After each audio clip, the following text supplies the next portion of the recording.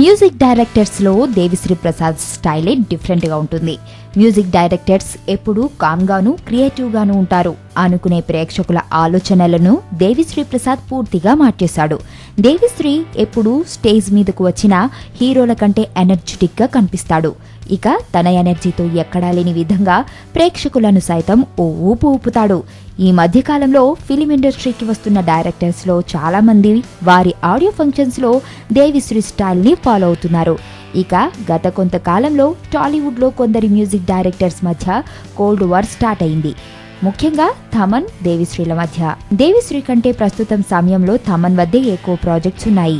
అయితే crazy projects మాత్రం దేవిశ్రీ వద్ద ఉన్నాయి. ప్రస్తుతం సమ్మర్ సీజన్లో దేవిశ్రీపై థమన్ ఆధిపత్యాన్ని కొనసాగించాలని చూస్తున్నాడు.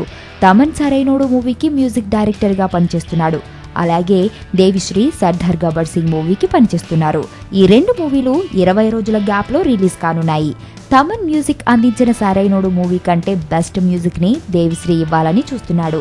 సరైనోడు ఆల్బమ్ కంటే సర్దార్ గబ్బర్ సింగ్ ఆల్బమ్ అదిరిపోయేలా ఉండేందుకు దేవిశ్రీ రెడీ అవుతున్నాడు. అయితే వీరిద్దరి మధ్య మాత్రం గట్టి పోటీ వాతావరణం ఏర్పడిందని అంటున్నారు.